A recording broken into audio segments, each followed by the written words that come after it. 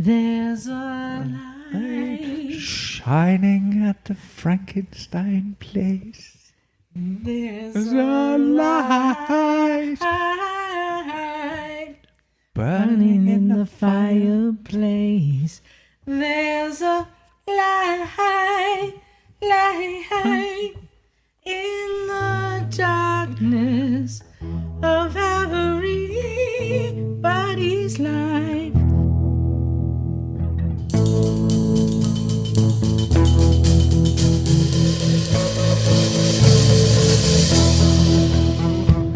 Hey there, welcome to Motorcycles and Misfits, coming at you from sunny Santa Cruz at the Recycle Garage.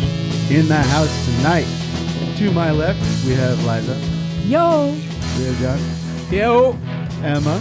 Yo! And there's me, Douglas. Yo! And we have Bagel coming from Oregon. Yo!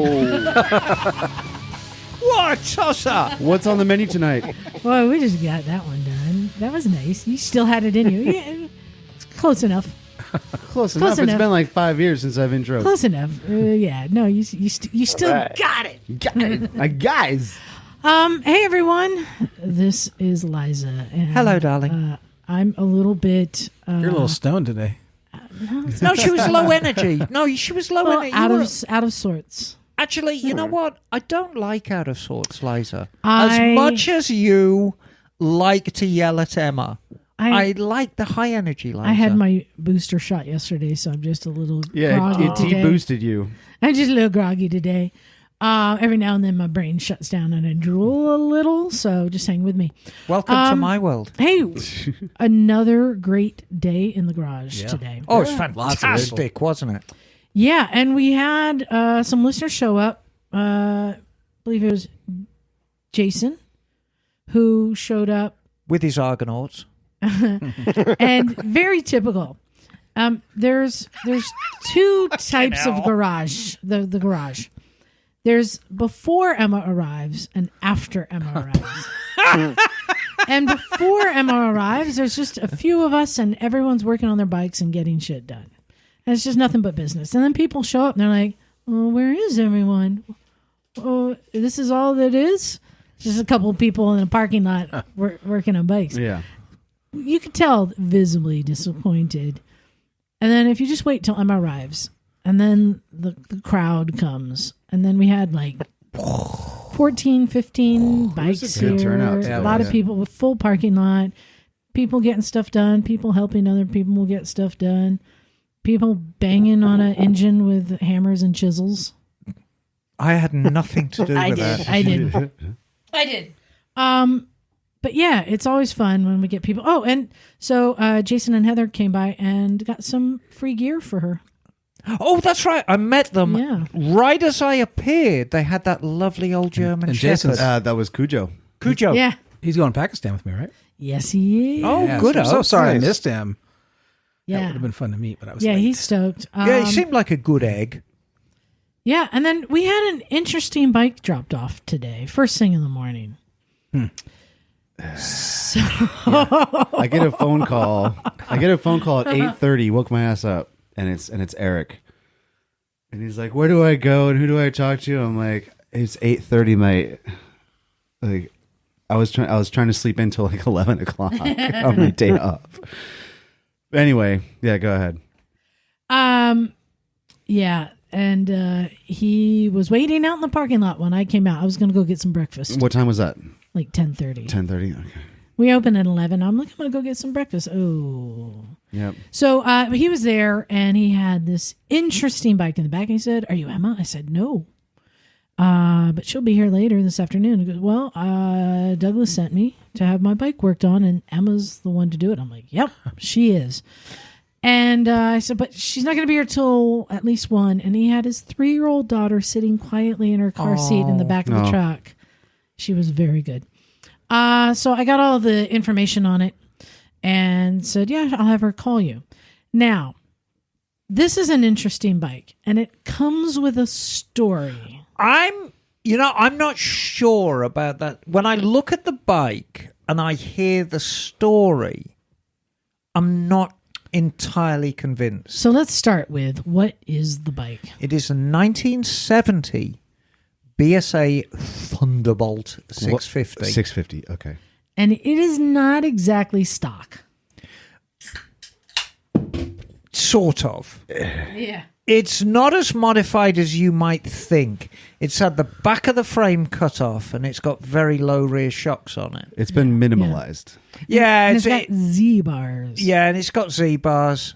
It's been bobbered, choppered. Yeah, I'd say it's more of a blobber. And it has a patina. It Yes, has sure like does. some dents in the Yes. tank and some rust on the bars. Yes. And all the things to make it look just like a... Patina bike. yeah, exactly. Which It's a very- has a style and look. It doesn't look like a junkyard bike. It looks like a patinaed bike. Yeah, I mean, it's a legit bike. If you were to show up at a Cars and Coffee on it, they'd be like, oh, that is a nice bike. I doubt whether you'd win the Pebble Beach Concord Elegance on it, though.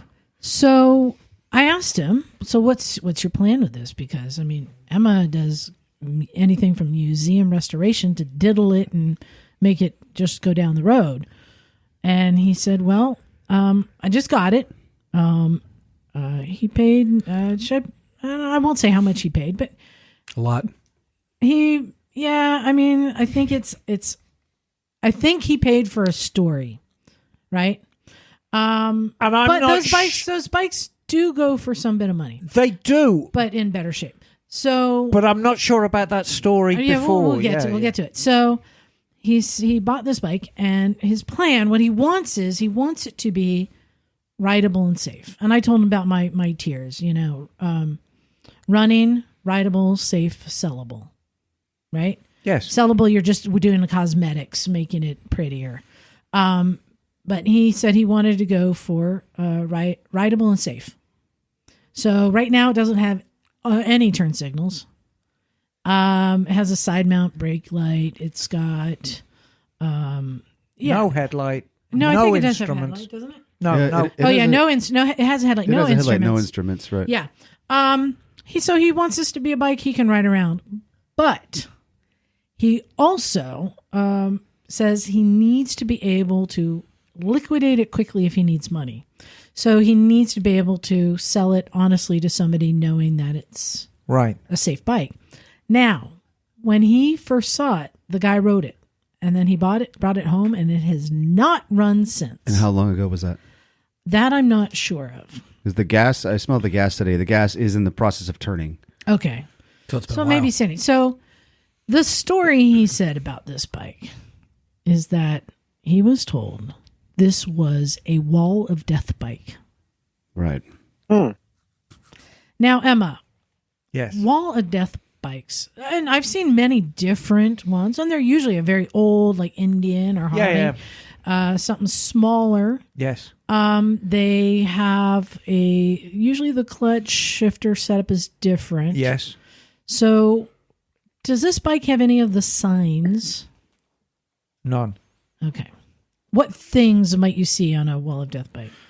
Well, generally, wall of death bikes tend to have no front brake, because that's something you don't need. And this has a giant hub brake. I would think Right. Yeah. this would have had a spoked wheel with a small Right. hub. So it's got the twin leading shoe front brake on it. Yeah. Wall of death bikes also tend to have wider handlebars on them, so you can lever them around. And again, this has got narrow little Z bars on it. Wall of death bikes tend to have different suspension, if any suspension. You know, a lot of wall of death bikes rigid, are rigid because as you're being pressed against the wall through centrifugal force. Yes, because it is wall of death, you see. You know, it's a nice bike, and I want to make absolutely clear, it's a nice bike. But I think somebody kind of embellished its history a little. It might have been a wall of death bike at one point, and then somebody bought it and started putting parts back on. You're never going to know for sure. Or We maybe can this we is can only speculate. a unless wall he's of got some- this might be a wall of death engine, motor. Yeah, exactly. And I mean, a lot can happen in 52 years. Yeah. So, yes. But if you don't have pictures Right. of that bike No provenance. and the history and Right. what writer, what wall. Because there's only so many walls in the world, really. Right. It's just a story. So, as you know, I deal a lot with museum bikes. Yeah. And museum bikes tend to be their own thing because they don't always run. I mean, just because it's sitting there in the museum and it looks like $1 million, it doesn't necessarily mean it's a running bike. But it has a history, and the history is what gives it value. And if you have a bike with a very, very provable provenance history, it's almost your obligation not to ride the bike because it becomes so valuable. The thought of being crushed by some drunk git in a Ford Taurus, it's not worth the provenance of the bike because they're only original ones. That's totally up to the owner, though. And then that becomes up to the owner. And some people who own museums choose not to. Some prefer a running bike in their museum. They might not give a shit about the history Right. and just want to ride the bike. Exactly. But the point is, when it comes to history, show me the money. Show me the provenance. If you said that is a Wall of Death bike, as far as I'm concerned, it's all bunk unless you actually show me a picture of that bike on the Wall of Death. Story aside, the bike as it sits, what's it worth? Is that a $3,000 It's bike? currently registered. Yes, it is currently registered. He did get I mean, registered. if we can cobble it into running, yeah, $3,000 or $4,000.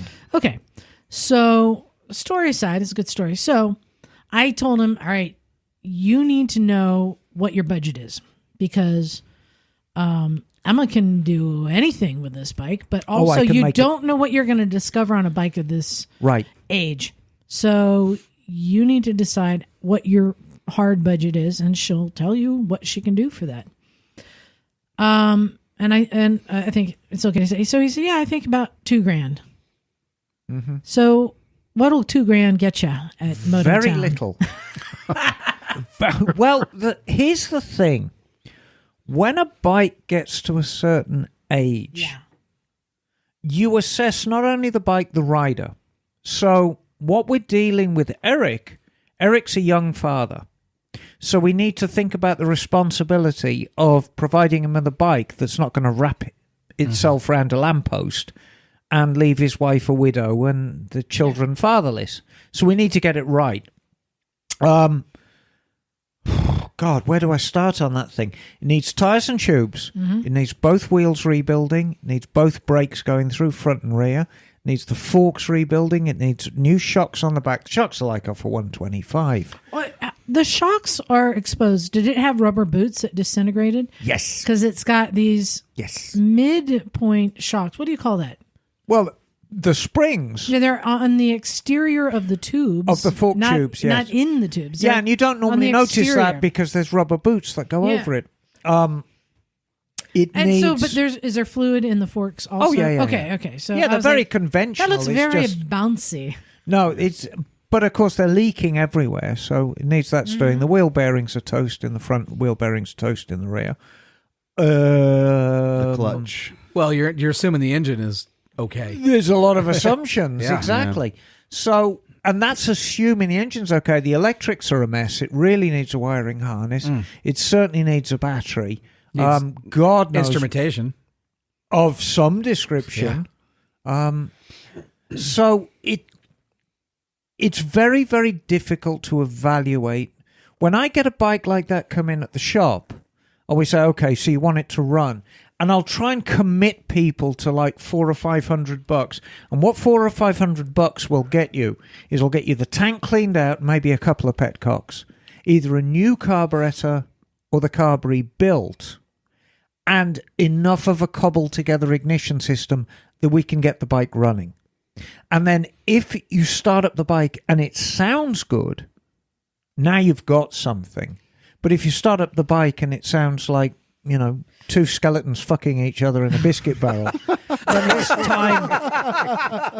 Hold on. Time. Wait, I've never heard that before. Hold on, I gotta absorb that. Okay, I processed it. Yeah. Where's the penetration?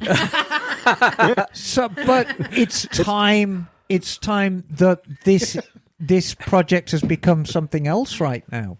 And that's what I kind of said to Eric. I said, look, commit yourself to a couple of $100. Let's hear this thing. Let's see what we're dealing with. Because BSA Thunderbolts and Lightnings and Royal Stars, all that unit construction twin, they've got a nasty little secret.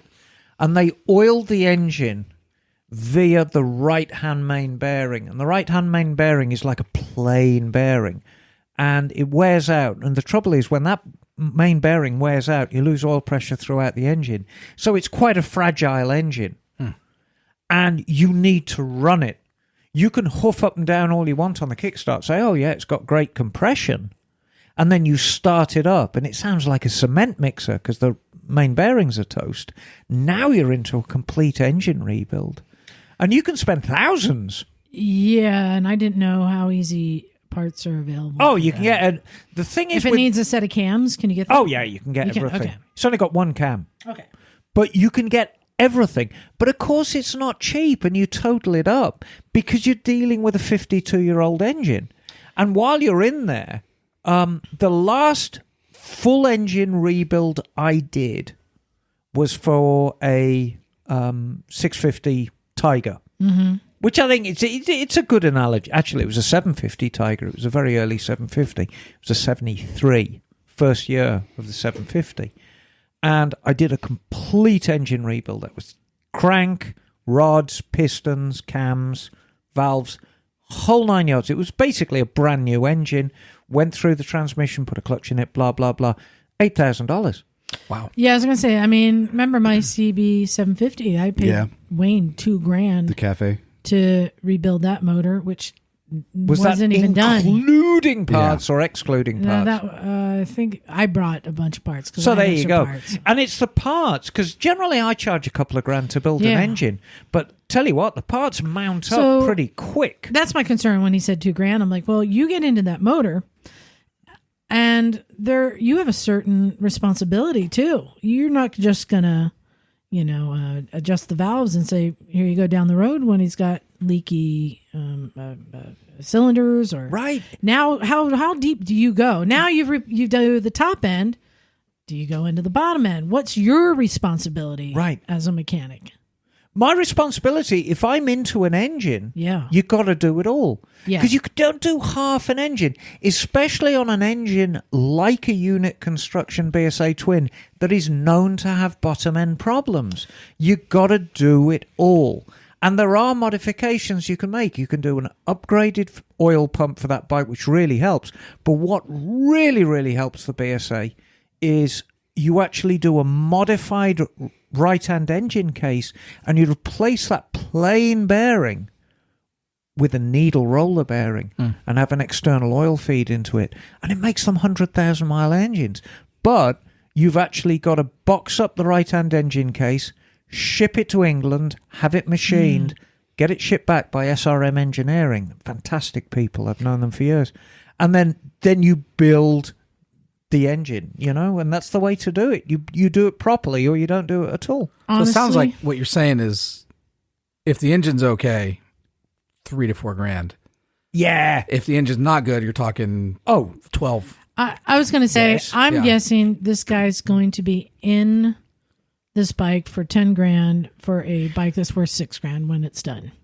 And that's kind of it, because if you look, because of the Aren't we all, story though? and because Aren't it's we all? cool. It's up to the buyer because it's not Sure. stock. It's not original. It's Right. been chopped and hacked. No, and a lot of people do that. Yeah. I A lot like of that people do. style, but someone else wants an original but hang on. stock bike. And this is something that I asked Eric to consider. If you look on Facebook Marketplace, if you look on Craigslist, if you even look on eBay, all the restored English bikes that are $10,000, $12,000, very, very tough sell. Yeah. And the market is constantly changing because the ownership base is aging out. Right. We're going to get past the nostalgia factor. Huh? Right. Yeah. 20 It's a years ago, generation. the fact of the matter is, with a couple of exceptions, and Ariel Square 4s and Vincent Black Shadows are always the exception, they always just blow me away about how much money these things are worth. But for the Bonnevilles, for the Thunderbolts, for the Lightnings... Yeah, but Crocker's, Cash, Curtis, those are bikes that went through that and came through the other end worth a Right. lot of money. Right. They still did, but the British market, the fact of the matter is 20 years ago, all these bikes were far more valuable than they are now. Really? Yeah. Well, and Douglas, when I said he's going to spend 10 grand on a bike that's worth 6, that's what you do Yeah. when you're at this point of what's the word? Rest in mud. No, resurrecting. Yeah. Resurrecting a bike. You're going to put passion and money into it. Right. Now, Even if you do it yourself. 10, 20 years down the road, Yeah. now the scales are going to start flipping. And that investment he made in getting all that work done, if he Sure. maintains it, you can make it back. But right now, that's where he's at. Yeah. Can I tell you No, I another get it. story about a bike I've got on the ramp right now at Moto Town? Because you know I do a lot of very, very high-end bikes. I have a Honda Express on the ramp right now. Nice. Does it have the basket? Yes. I have a 1981 Honda Express on the ramp right now.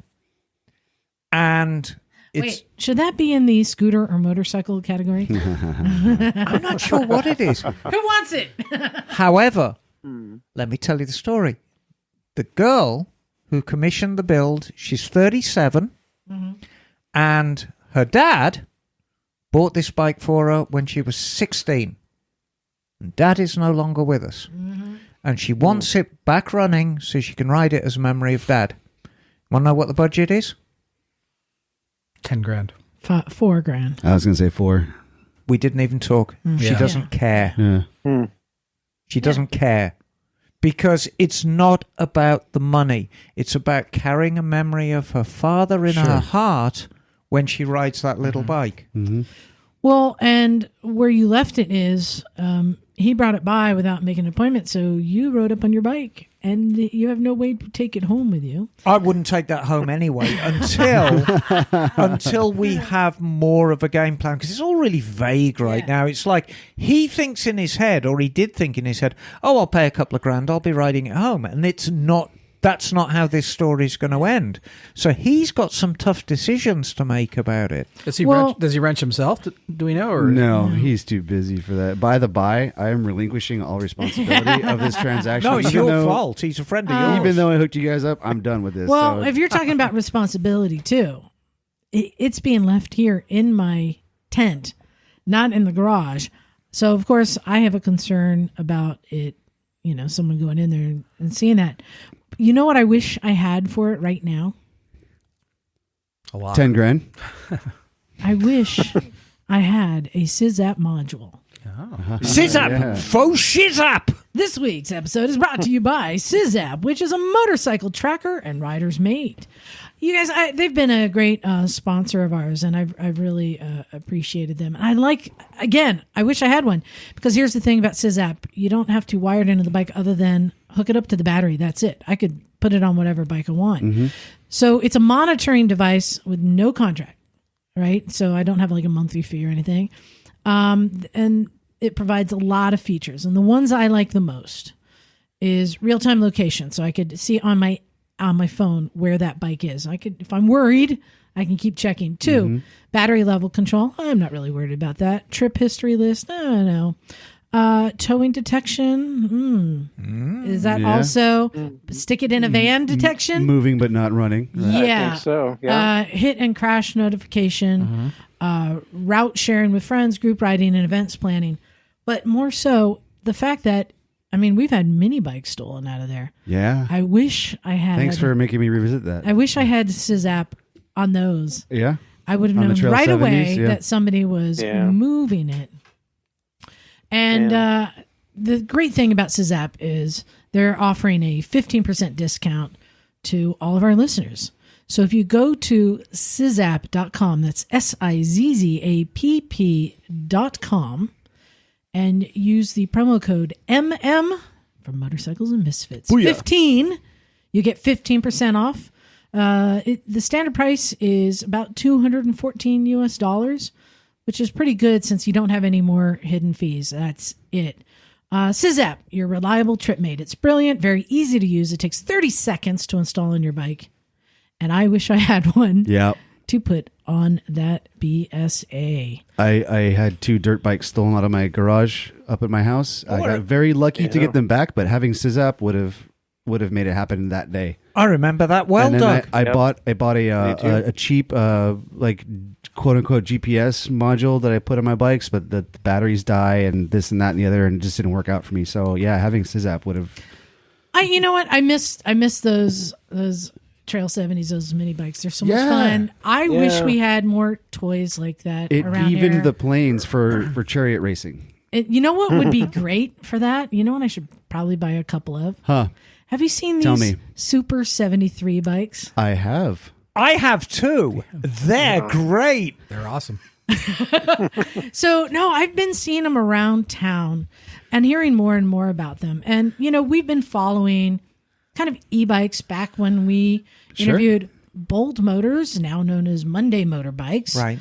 Which at the time I'm like, I don't know, it's kind of expensive. I'm not sure you're getting, but they're fun. I can kind of see. Maybe. I was wondering what the market was. And these guys at Super 73 came onto the market and just nailed it. So I reached out to them, said, I'd love to have you guys on the show and talk more about these bikes. And I want to know what the magic sauce is. So, guys, are you here? Hey, we're here. Hey, technology. We're working.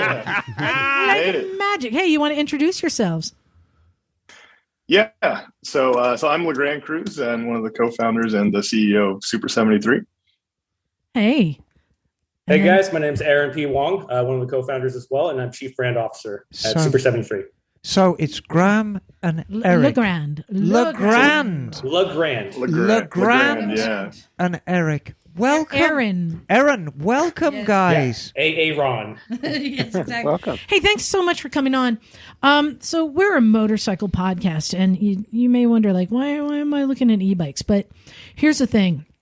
They're definitely been on my radar because they're fun. And I'm not talking about like the mommy bikes where you got the kids straddling in the back, you know, pulling a wagon. These bikes What? are fun.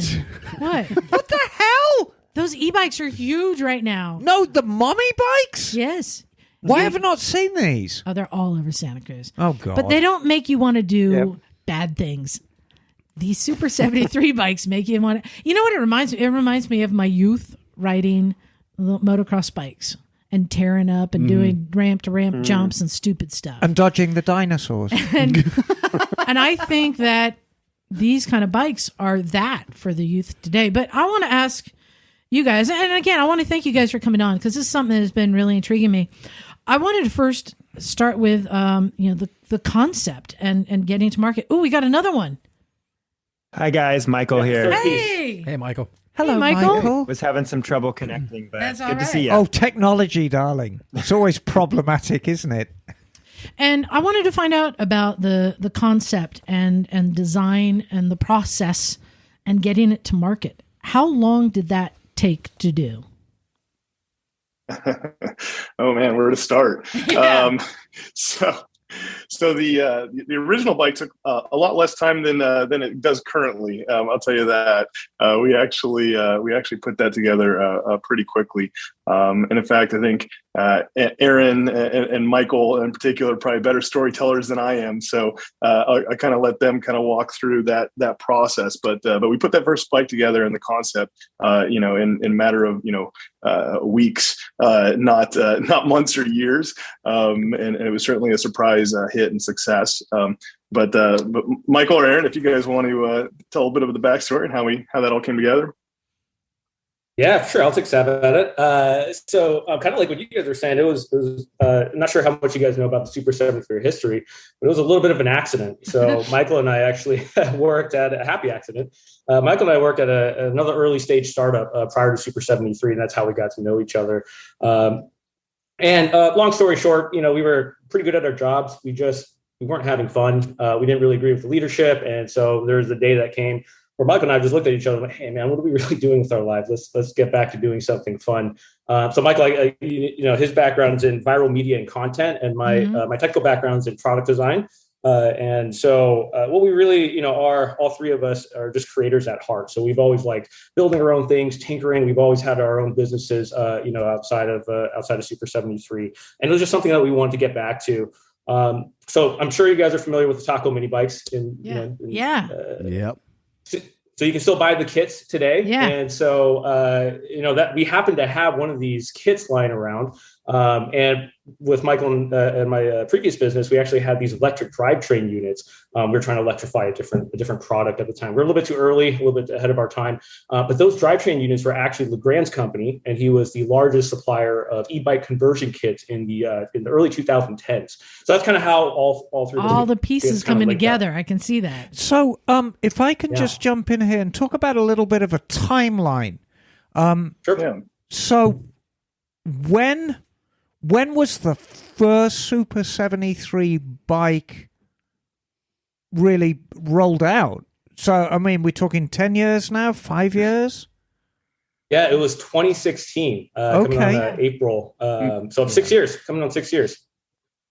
Okay. So the very first one, was put together with an actual traditional Taco mini bike frame and one of these drivetrain units that Legrand had put together. And again, it was just actually the true story is we were trying to do it to make a few extra bucks. Our idea was that we're going to make one new product a month, put it on, a crowdfunding platform like Kickstarter, and just try to, see what happens. And ironically, the very first product that we did was a Super 73. And so it was a matter of a couple of days putting the whole thing together. It was the way Legrand designed these drivetrain units. They're pretty simple to just kind of bolt on to an existing bicycle, like frame, but we didn't have an existing bicycle frame. So it worked really well with the Taco mini bike. And we kind of looked at it as, God, this looks really cool, but something's missing. The wheels are pretty small, they're, the 10-inch wheels. So we ran down, I think it was to the Walmart. We got like a kid's fat tire bike. Yes. So if you guys have seen those, like the big 4-inch by 20 by 4-inch tires, chopped that all up, kind of cobbled it together. And at that point, it was like, wow, this looks sick. This looks dope. And I think at that point, Michael's story comes in where, his creative vision just starts running. He's like, I got this story to shoot. I got this video I really want to tell, the story I want to tell, this video I want to shoot. And then in my head, I was, oh, we got to put something else around this. So I started drawing out the logos. I started building the brand. And over the course of 2 weeks, we come up with this Kickstarter campaign, again, just as a passion project, as for fun. And over the course of 30 days, we were trying to make like 10 to 15 of these units and maybe like a $25,000 kind of modest goal, and over 600 orders come in. Yeah. Oh, within 30 days. Wow. And how many crew total for assembly and admin and production? At that point, we had a team of five, right? Yeah. Only 5 of y'all. Yeah, Oh, damn. that's fun. Yeah. Yeah, I think it took us, correct me if I'm wrong, I think it took us a year and a half to finally deliver all 600 of those. Oh, wow. Selling them was the easy part. Actually making them and delivering them, that was a learning experience, to say the least. And those first, whatever it was, 500-600 bikes, those were all, I mean, we actually physically made them here in Orange County, California, in a small warehouse, slaving away and, bending tubes and welding and the whole bit. So it was definitely a work of passion and love to get those things out the door. I've got a question for you, Legrand. How did you come up with a name? What is Super 73? So, wow, there's a lot to that, actually. Glad I asked. The truth is, and the truth is that we kind of gave it meaning maybe a little bit after the fact. But actually, the original product was Super 73. We didn't realizing when we first built it, we didn't think we were going to build a company, right? So we called the product Super 73, and of course ended up, then becoming the company name. But we thought the bike was amazing. It was, super cool, super awesome. And we were like, well, super bike sounds kind of dumb. And anyways, as we started going through, the meaning, for 73, that number in particular, we actually just had a product launch a couple weeks ago. And as we were telling the story of the history of the company, we said that it starts in 1973. And for those of you listening, that is not when I was born. I was born after that fact. But 1973 was actually the height of the previous global oil crisis that we had. And that was also kind of the height, or it was one of the, one of the things that led to these small format, two-wheeled vehicles, they're very efficient, kind of taking off and becoming a really big thing. And like we had mentioned, here in Southern California in particular, there was this, taco mini bike scene, and it was, pretty crazy. Everybody was customizing bikes, and it really took off and had a life of its own. And so, because we started with the original taco mini bike, and because we had this alternative form of transportation that didn't need to use the fuel like your car would, we thought, hey, 1973, that sounds good. By the way, we can get the website and and we can file a trademark. So let's go. It's also that's a little bit of the prime history. number. So I like it. Great, Michael. We haven't heard from you yet, dear. What's your role in the company? Yeah, so I am one of the co-founders and CMO currently. So I head up all the marketing and the fun content with a focus on viral. So we really, you heard how scrappy we were starting out. So everything had to be organic. And so we really leaned on that word viral for a long time. We worked with a lot of influencers in our space to create content that had a far reach, but didn't have any money behind it. Right. And so we got really creative. And, one of our earlier projects, we turned them into speeder bikes from Star Wars. Like I the old, saw that. It's cool. Return of the Jedi. And that really, honestly, really put us on the map. That one kind of caught us off guard. And it showed other creators in the space like, hey, this company is willing to work with us if we want to make something cool. And it kind of just propelled us forward in the online space, something that bike companies were not doing at all. And it kind of set us apart as a creator's bike. So, it kind of almost cemented that identity for us, which was really cool. And I was going to say, following Super 73, I know how important each of your roles has been in the success of this. Because as we know, there have been other brands who make a perfectly good functioning bike, or that it may be cheap enough, but it's all of the different departments. A lot of it was to do, I think, the marketing and imagery. That was well done. Like, you can have a good product, but if nobody knows, Right. it's not going to be there. And the styling, it kind of reminded me of the 1970s Huffy dirt. It's got that kind of bicycles, feel to it. And so I know how important all the different pieces that came together. And that's one of the things that's really fascinated me. So you put it up for sale. Suddenly you got 600 orders. You're now just doing everything you can. How fast did your company grow? How many people did you add?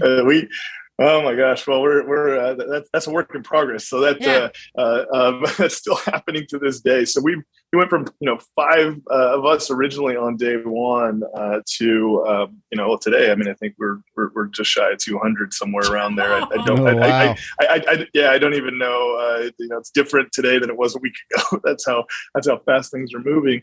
But that all happened piece by piece. I think we maybe had a dozen people after the first 6 to 8 months, and then slowly started to grow. And really the hardest piece for us, I think, initially, we had this kind of initial success, and people are all excited, and we've sold 500 or 600 of these bikes, and now we got to figure out how to deliver them.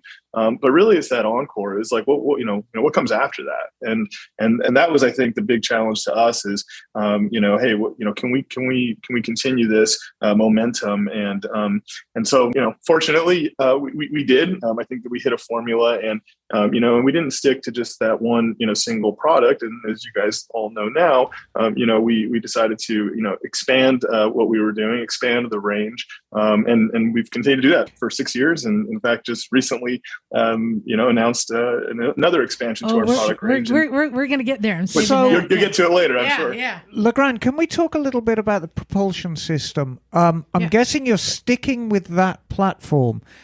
Can you tell us how it works? Yeah. So, for those of you, not sure how electric propulsion works, it's a little bit of a black box for the petrol heads, I guess. But we use it's actually deceptively simple. So there's a hub motor, so it's a wheel hub motor that is directly connected to the wheel. So there's no there's no gears, no transmission. You don't have to run the power through a chain or a belt. It directly drives the wheel. So again, a lot of simplicity there. And we have a battery, a power controller that takes the electrical power from the battery and turns that into usable power for the motor and turns the motor. So it's surprisingly simple. It is a bit of a black box in terms of you can't you can't open it up and check the valves or adjust anything. But the simplicity is that there is no real maintenance, and it just works. You just turn it on, and it could be cold or hot, and it doesn't really matter. It just works, and that's the beauty of it. Traditionally, though, hub motors, when they get up to a certain power, they get a little large and cumbersome. So I've seen yours. It's very compact. Mm-hmm. This is a city bike. This is not a freeway bike. This is not... What's the top speed of a Super 73? Like a Z bike. Yeah, so the bikes, the way they ship, the top speed is 20 miles an hour, which is the Class 2 e-bike limitation. But there is an off-road mode. So if you are using it off-road, and it's not for on-road purposes, through an application, through Super 73 app, you can change the bike over into kind of this unlimited or off-road mode. And they'll do about 30 to maybe 32 miles an hour, depending on the rider weight, when you completely uncork them. But for on-road, it's 20 miles an hour. And this is something I've found fascinating because this is pushing the limits for motor vehicle / bike / e-bike / moped, right? We've seen these things whizzing past us in the bike lane. They go fast, but it doesn't require a license. Right. Is there an age limit for these? Yeah. So, these bikes that we make, our core product, they're legally electric bicycles here in the state of California, as well as I think there's 46 states now that have adopted very similar legislation to what started here in California 5 years ago. And so with the beauty of legislation is that it created this framework where you could have these pedal assist and throttle electric bicycles that legally can operate in the same way as a bicycle, meaning that the bicycle lanes, bicycle paths, anywhere a bicycle can go, they can go, but you don't need license, insurance, registration, and the helmet requirement is only for Class 3, and the Class 3 is a pedal assist bicycle or electric bicycle that can go up to 28 miles an hour. And our products can actually operate in that Class 3 mode. And so you do need a helmet for that, and you have to be 16 years old or older in that Class 3 mode. So once you go above that 20 miles an hour, then yes, there is a requirement. Okay. Yeah, I live up in the mountains in Santa Cruz, and there's lots of places that mountain bike riders go to. And I would love to take my two-stroke out there, but I can't do it. So, like, you're saying this pedal assist electric bicycle can go anywhere that a bicycle can go, even in the woods. Yeah. In general, the only caveat is that you have at the state level, we have layers of government, as we're all familiar with, and so at the state level, the answer is yes. However, individual cities, park systems, including, by the way, federal parks, national parks, can set their own rules. Sure. And so I would say check with your local area. Just go for it. Yeah. And that's that's one of the things they're doing is they're pushing kind of the limits and the boundaries and reinventing everything. One of I think the keys to your success has been some of the celebrity endorsements, people who just happen to buy it because they're like, yeah, I think it looks fun. And I actually follow a certain drummer who lives down there. You may know Ricky Rocket. Actually, Ricky Rocket. And he posted not too long ago that he bought, he had a couple. And he was going to go ride some of the bike trails, jogging trails. He had his son on one bike, and he and his little daughter on the other. And they were on, slow mode and just out for a nice, fun little ride, making no noise and not tearing anything up. And somebody called the police on them. Oh. and confronted them Wow. about the legality of those bikes there. And I'm like, wow. And I can see little hooligans because I've seen like teenagers bopping around on these things and they're whizzing around. They look so much fun. I want to be young again just for that. And it is pushing the boundaries. Is any of that affecting, like, are you guys having to do any lobbying, or, how are you handling that? Yeah, no, that's a great question, and it's a real issue in that certainly law enforcement isn't really well trained or even aware a lot of times of what the actual current rules and regulations are. So this is actually a really big topic. I actually just a couple of weeks ago was at this industry kind of leadership conference. So we are a part of People for Bikes, which is a national group that actually is the one that has been steadily over the last few years lobbying various state governments to get these e-bike laws passed, and also at the federal level. Just recently with this infrastructure package that was passed late last year, there was, part of that actually kind of formally recognized this 3-class e-bike system. So we're very active as part of that organization, and separately from that, we also work, with in the local areas, where we operate as well. Here in Southern California, not always super successful, but we've been able to work not only with police departments here locally, we've also in the city we operate here in Irvine, we've had Irvine PD come in here as well and pull us over and be like, hey, you guys can't ride these things on the road. And we're like, well, actually, let's educate you here about the laws.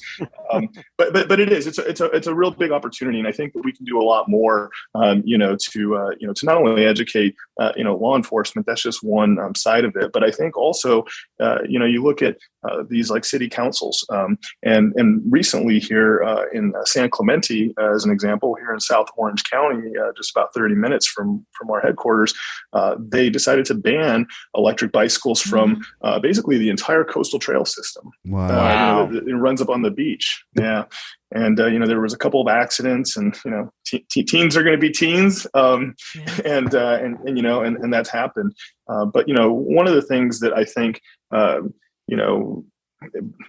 of the opportunities, I guess, is for some reason, the electric bicycles or even our bikes are looked at as, well, we have to create, we have to ban them off of trails, or we have to create these other systems. And, the truth is that we've had roads where we've shared, fast cars and slow cars and trucks and bicycles and pedestrians and all these things for many, many years. And, we have things called speed limits, and we have enforcement. And so I do think that that eventually, you'll start to see the same things in the trail systems, and that, there has to be room for all these kind of new vehicles. So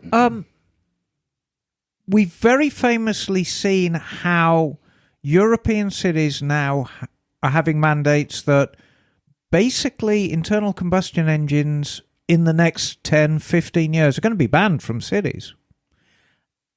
Do you see that happening in America? And where are you going to fit in with that? Do you see the Super 73 as a primarily fun vehicle, or are you going to go after the sort of city commuter market as well? Yeah, so it's always going to be a fun vehicle in my mind, whether you use it for something else or not, right? So we certainly lead with that fun, and that's been from day one until the present.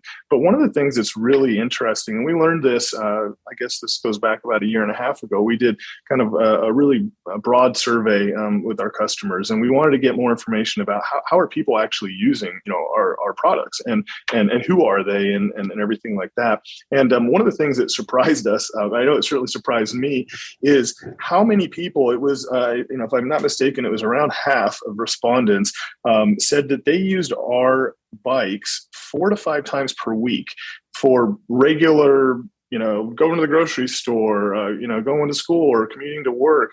And it was something I think that this surprised us. We certainly hadn't ever marketed, the products in that way.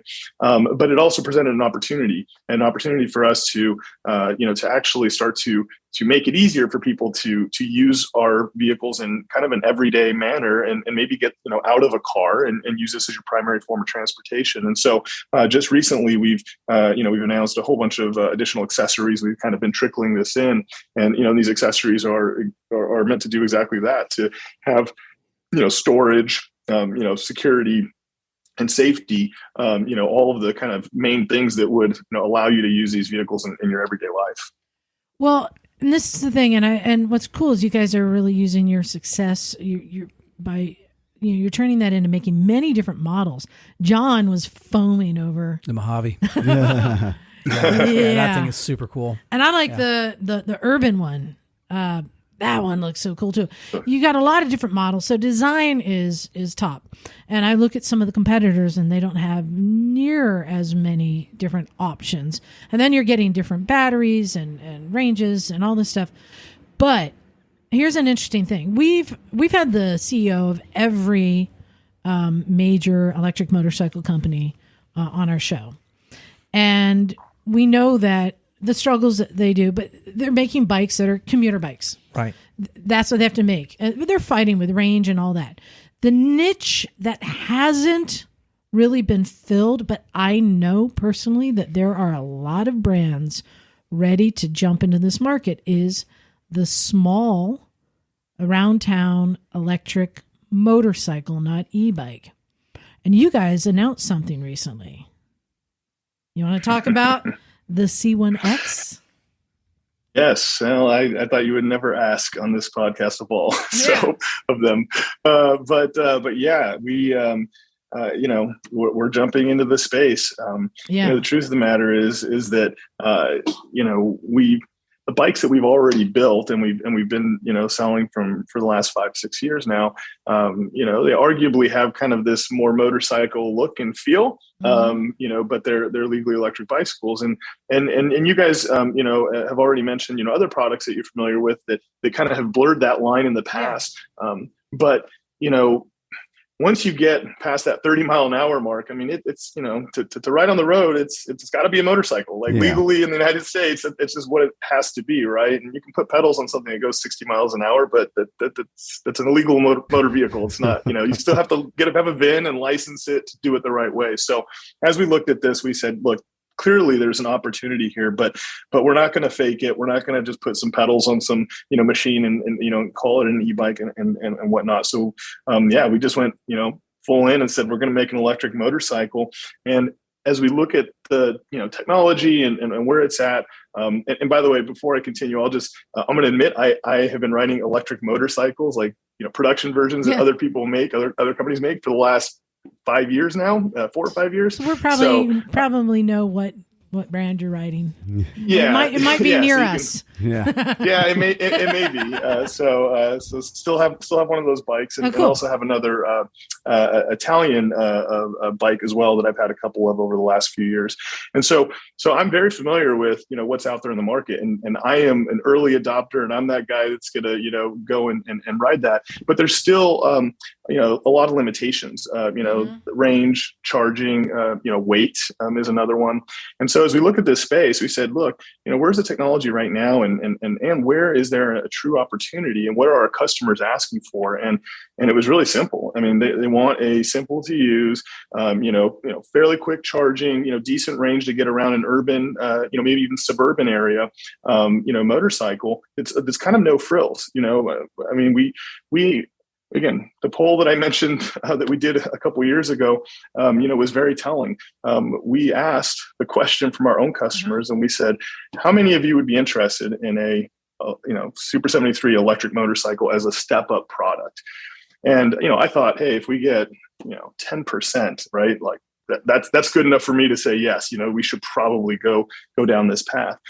We had, I don't know the exact number, but it was over a third of respondents said, right, yeah, we'd be interested. And that blew us away. And that was actually, I think, the catalyst for us to say, okay, I think we need to do this. Like if 1 out of 3 of our customers is saying that they would be interested, in an electric motorcycle, then this is a no-brainer for us. The thing that's interesting to me, that's sort of fascinating, is I think the bike that has forged this path for so many other bikes is actually not even electric. I think the Honda Grom showed the market, showed us that the market wants a fun little around town bike.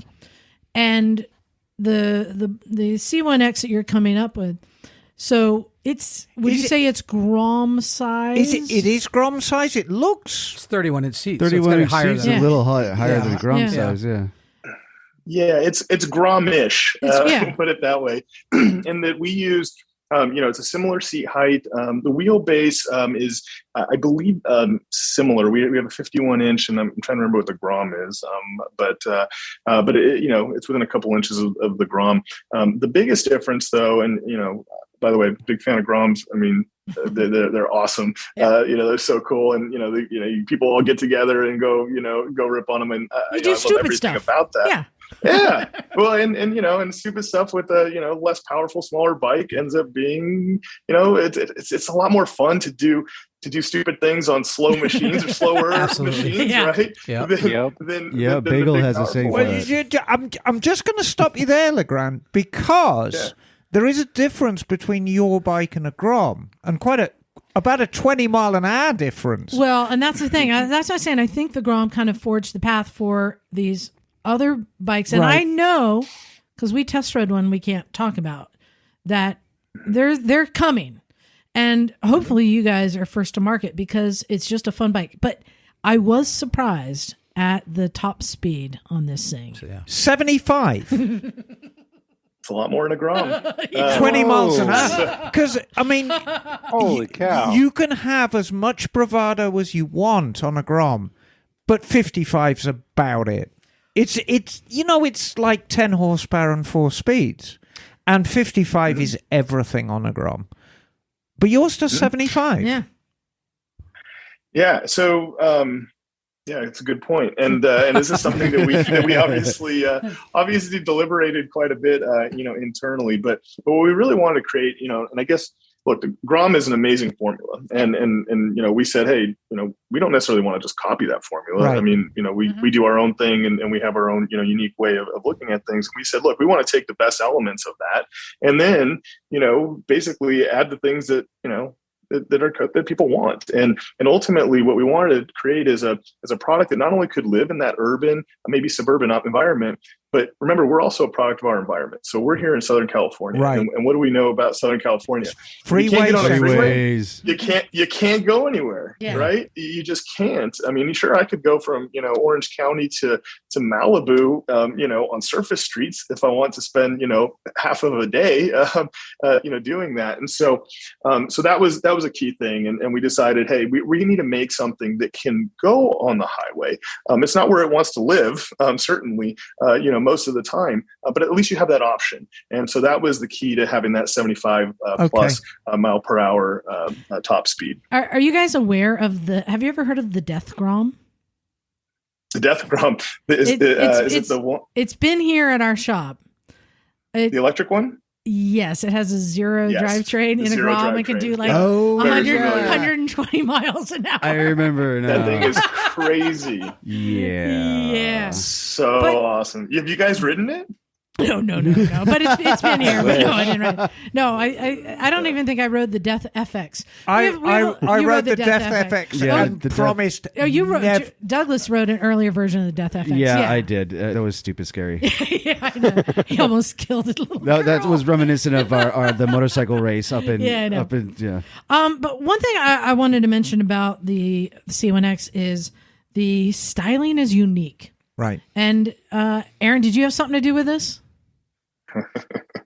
No. We have an amazing team now. I'm not a part of the core vehicle design anymore, and for good reason. The team that we have is just next level, and I think they did a tremendous job with.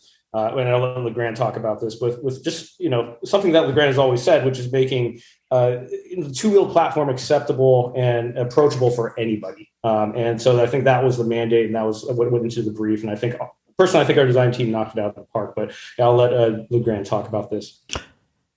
Yeah, and have you guys released a price yet, or are you just taking reservations with no price yet? Yeah, we're taking reservations with no price yet, Okay. and the truth is that we could release a price, but by the time this is shipping late next year, it will definitely be different than what it is Yeah, today, I bet. for all the reasons that we're very familiar with, and so as we get closer, we'll kind of trickle those details out over time. But one of the things that the reservation system that we set up, it's actually an opportunity, not just to obviously, get in line and to, get updated of what's happening, but we're actually taking reservation holders and getting their input into what that final product is going to be. So we have a production intent concept that has to, then go to production. And there's still some decisions that, that need to be made in terms of what's in the actual, production vehicle. So the reservation holders are going to be part of that process. And that's us bringing the community in and saying, hey, you tell us what you want, and what's important to you, and we'll see if we can make that into production. Now, I know you can't say the price, but I do know that there are other competitors out there trying to get to market. Their goal is to get a sub 10 grand bike. Can you say if that is your goal? I would say that's a that's a goal that makes a lot of sense. Okay, yeah. So that's a huge. Michael's smiling. Yeah. Yes, he knows. Yeah, that's a huge part of the market. That's why you're the CEO, so you get to answer around, those questions. Yeah, no, I understand. That's why I said you can have a goal, but especially with everything going on now, you don't know. And you know what? I remember talking to Mike Corbin. Right. When he came up with the electric Sparrow, went to the Auto Mart and suddenly got all these hundreds of orders, and he had to resource parts, and some of them were faulty. And overall, it ended up tanking the whole business because he couldn't get the parts. He couldn't get the price. They were bad. And not that it's his fault, but he grew too fast. Right. And you guys managed to get through that first or maybe second or third hump. But I understand why you have to be so careful with that, sourcing good products, because your company depends upon it. Right. I get it. I totally get it. So at the end of the day, though, we're a motorcycle podcast, so we want to go back to that one. I'm like the technical one. Can you tell us anything about the power plant? Are you allowed to tell us anything about the power plant right now? Because it's not hub center, is it? It's not got a hub motor. No.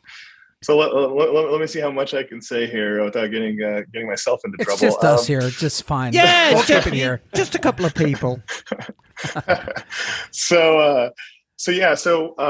Well, I mean, you can do some basic math and you can figure out that to get to 75 plus miles per hour, there's a certain amount of horsepower you need. It's definitely much more than 10, a la Legrand. Again, back in napkin math, roughly, it takes 20 horsepower roughly to get to probably about 80 miles an hour, at least accelerate through there. So, again, you can kind of just figure out through physics there. The other piece of it, and again, power is one thing, and that is important, but it's not everything. We're not a. It's range. It's always range with electric vehicles, and obviously, if we take your location and we can use LA as sort of like this micro version of the world, what's going to be the range of that? And I know it's not going to have the same range at 75 as it is at 30, but what are you kind of aiming for? So what we're aiming for is essentially a bike that can go 100 miles in kind of the standard, city, range calculations, which I think is an average of about 30 miles an hour, right? So at least 100 miles in that city environment. And again, if you kind of, extrapolate out, that's going to be, at freeway speeds, probably about 40% of that number is usually how that kind of calculates out. And then in mixed, it's, somewhere in between. And so the idea being, again, take, LA as a great example, can you get to anywhere, in the kind of the LA area on a single charge? And the goal is to say, yes, you can. And hopefully back, by the way. But the other key piece, range, of course, is very important. But the other key piece is charging. I was about to ask. I was going to ask that too. Yeah, and that to me, and again, as a as a customer of other electric motorcycles, and for many years, I will tell you, it's one of the things that that was the biggest problem. My first electric motorcycle I bought, I remember looking at Google Maps and basically drawing a 20-mile radius around it and going, I can't go further than that because I can't get back home, and it'll take me 8 hours to charge, and so it really limited, I guess, the usability of that bike, and it was something that I went on to fix. I actually ended up, there's some other people making a aftermarket chargers, and ended up putting it on the bike, and learned a little bit about that in the process. But when we went out to make the C1X, charging was the big one, and I'm happy to talk more technical details if you want about that piece, because that's going to be key. Level 1 and level 2. So level 2 charging on board, and supporting the full, I guess in the US, full level 2 charging, which is about 6.6 kilowatts of energy. And that'll take how long to charge to a full charge? So what we're saying is that you can go to up to 80% in under an hour. Okay. Yeah. So that's interesting. And I know, so you have these goals now, and you're just at the beginning of getting into this. This is a whole thing. Now you're having to get all sorts of approvals on this bike that you didn't have to on the Super 73, the e-bikes. How has that process been? So, it's very different making a road going, vehicle than making a bicycle. There's no doubt about it. There's much more of a process. The lawyers certainly have a lot more to say about what goes into it. We have to be very careful there. So, can't give too much away, but I will say that we. I don't think we're going to go through this whole process by ourselves. There's a lot to learn. There's a lot that we don't know, and so I think that in certain aspects, it does make sense, for us to use others that have maybe gone before us, and so that we don't have to make some of those mistakes. And so that's kind of the path that we're exploring. And maybe if you have us back on here in a few months, there'll be some more information about that we can talk about. Well, and it's not a secret that you got some funding from some people who have some experience and knowledge in this department. That's public. So you're partnering with some good people to help you get through. That is great. You guys are on the right path on that. Any chance, because I see the function for these very similar to that of scooters. And Bagel is our resident scooterist. Any chance scooters are on your radar? I think that if we can make it look cool and it's functional, it could be on our radar. I don't know how to do that yet with scooters. But we should talk.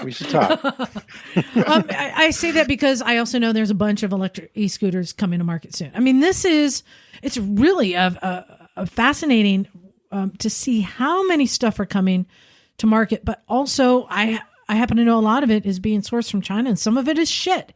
So who's going to get the good stuff to market at the right price that's going to last? It's really fascinating, especially because we were at AIM Expo recently, and there was a lot of e-bikes and e-motorcycles there that I was skeptical of, Yeah, I'd love to comment a little bit about that, and maybe this will give you a little bit of an idea of kind of how we think through things. We mentioned earlier that the very first bikes that we made them in Orange County in California. It was difficult. Making stuff is hard. Making stuff in the U.S. is even harder, and making it in California is almost impossible, right? So, but. And for the rest of our products, we haven't been able to do that once we kind of, went into having more of mass market. But as we look at now building road going vehicles, and especially with the current climate that we're in, and that climate of it costs 10 times to ship anything that it did 2 years ago, and material costs are going up, and all these challenges. And so I do think that there's an opportunity for us to actually build the C1X, in the close to the markets where we actually sell them. So that would be, here in North America and in Europe as well. And so, I can't tell you exactly where this is going to be made. But I will say that as a company and just in general, one, we don't actually produce any of our products in China currently, and in the future, we're certainly looking at every opportunity that we can to actually build our products close to where we actually sell them. Well, that's cool. And Nice. I hope that we are, following along with you, because as you're getting into this market, it's a similar path really to Zero in that they started with dirt bikes because they didn't have to get all the approval for them. And you guys are also kind of in the similar market as like the Sur-Ron and Segway bikes, which it's really fascinating to see this market being generated. But where does it go? What place does it have in motorcycle community?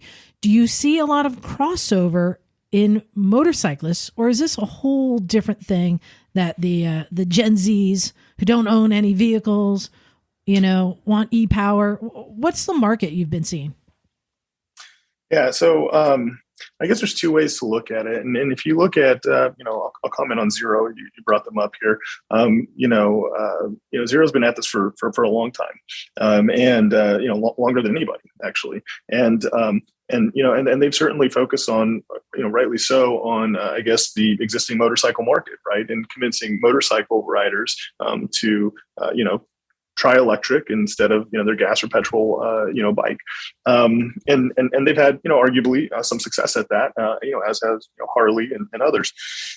But ultimately, when we look at this, and what I actually think kind of the future of this is for us in particular, I think that what the C1X represents and what you're going to see is a whole new generation of riders coming into the space, and these are riders that wouldn't ride if it wasn't electric, if it wasn't simple to use and simple to operate. And as much as all of traditionalists can say, wow, it doesn't have a clutch and it doesn't have gears and it doesn't make noise and it's not a real motorcycle. At the end of the day, it's motorcycle ridership in this country in particular, is a far cry from what it once was. And so I look at our role as bringing that excitement that the space used to have to, again, a generation that otherwise wouldn't get to experience that. And I think that's what, at least for me personally, makes this worth it.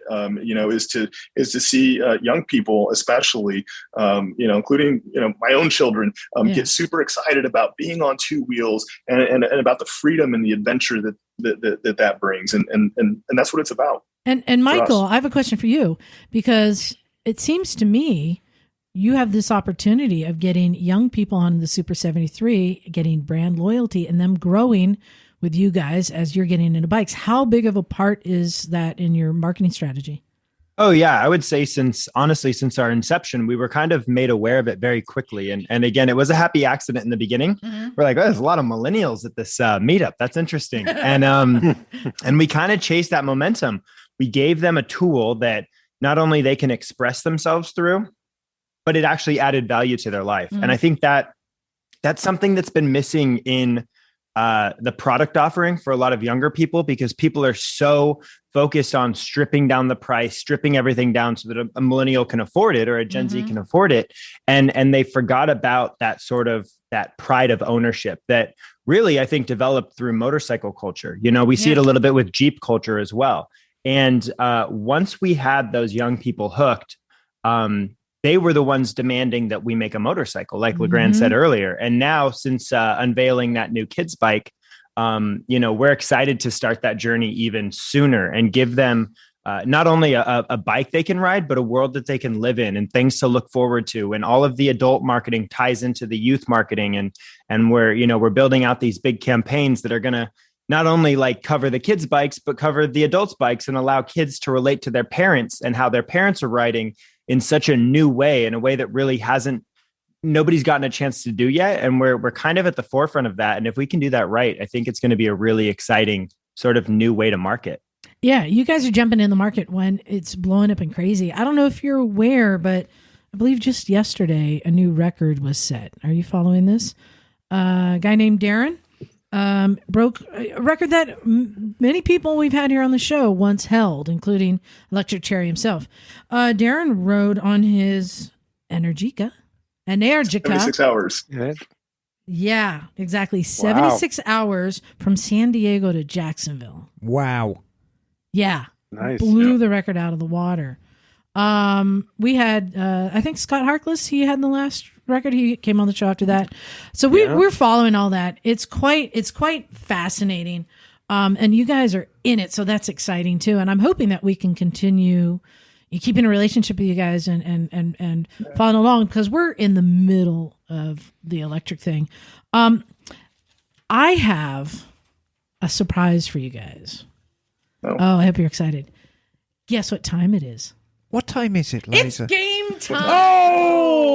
Oh! So I like to come up with games on our show, and I came up with the Super 73 game. Wow. And this is, Wow. yeah. This is easy. So, and since we've got even teams, I think I'm going to put Bagel, Emma, and John on one team, Okay. and then we'll put Aaron, Legrand, and Michael on another team. All right. Here's the deal. All you got to do is shout out the correct answer to get the point. Okay?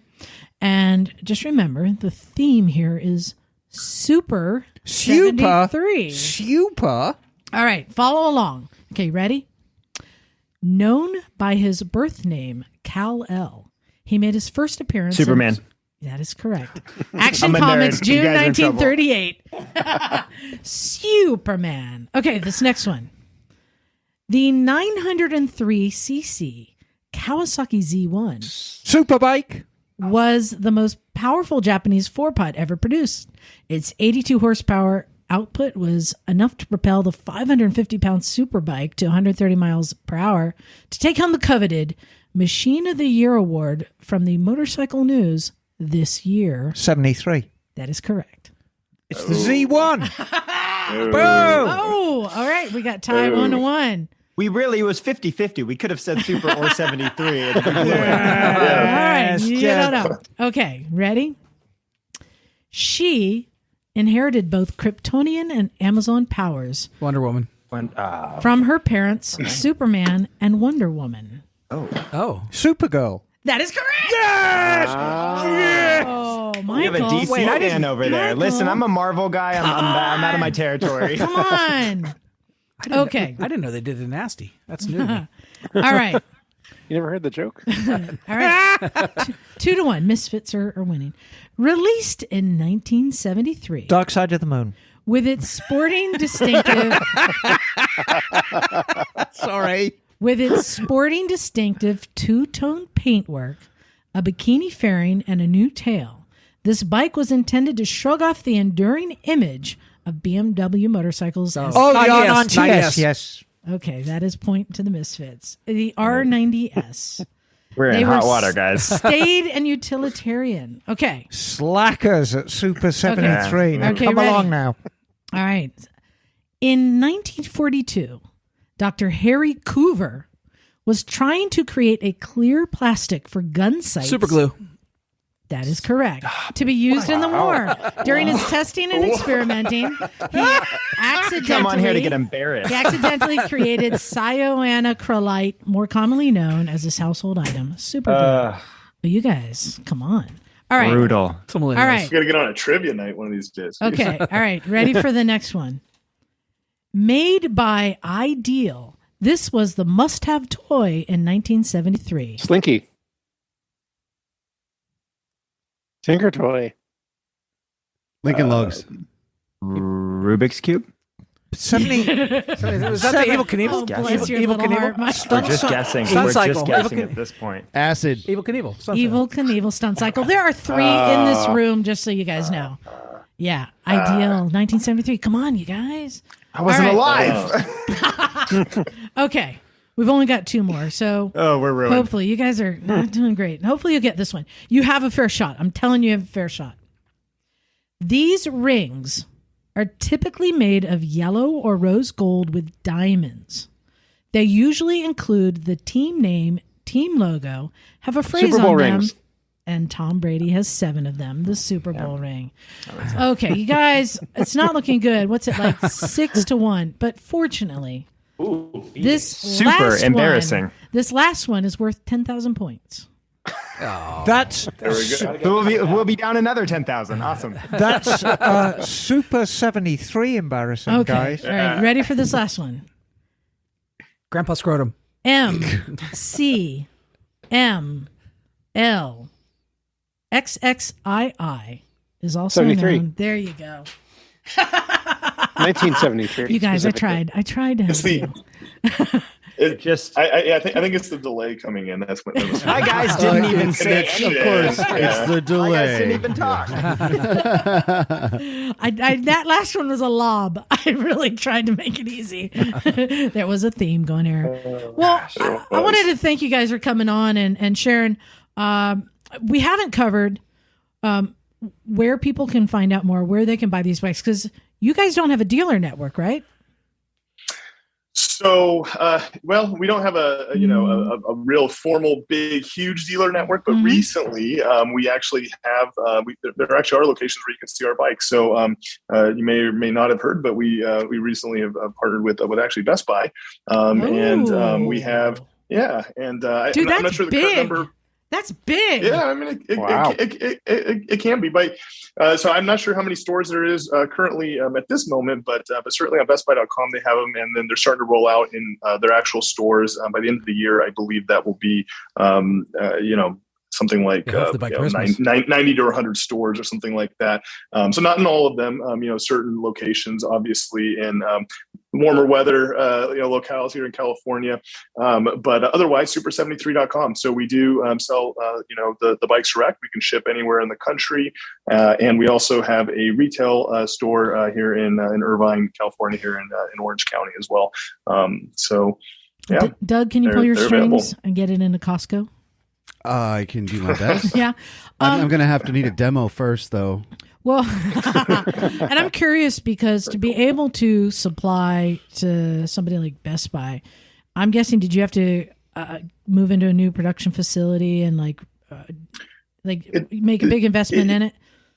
Yeah, it's been, look, the truth is this has been about 3 years in the making. So these things are not like, just, turn a switch. It's been a really long time coming. And Best Buy is just, the one kind of national partner. We actually do have, if you go to our website, we do have, a variety of dealers actually all throughout the country. And we've really expanded that recently. And in fact, you may have heard, maybe not, but we've actually partnered with Indian Motorcycle, and we've actually released a version of our bike that is Indian branded, and those will be sold exclusively in Indian that's great. dealerships. And, so cool. and that will be nationwide. And I think there's about 200 or so across the country. And am I wrong? Is there a Roland Sands bike? There too? is a Roland Sands edition, and in fact, that is my personal bike, my favorite one, the one that I ride.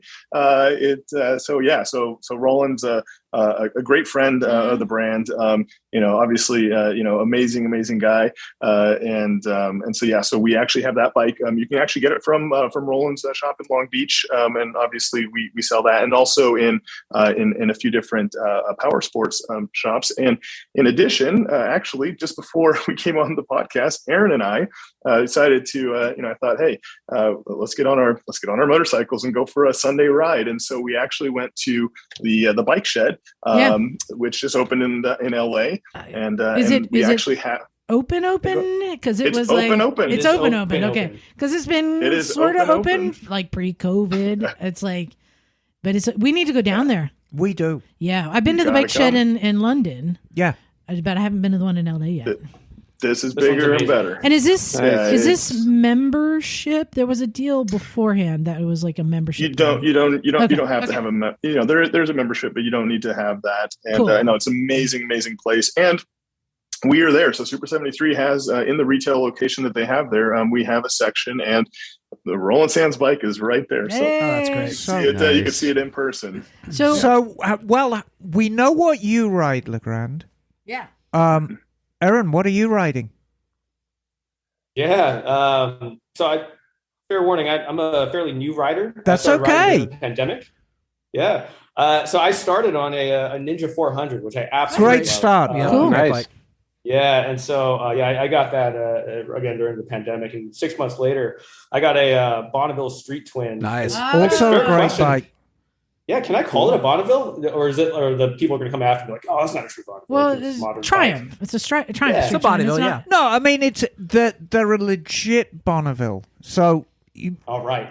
ride it with pride. I Michael. ride that thing every Yeah, Michael. Do you ride?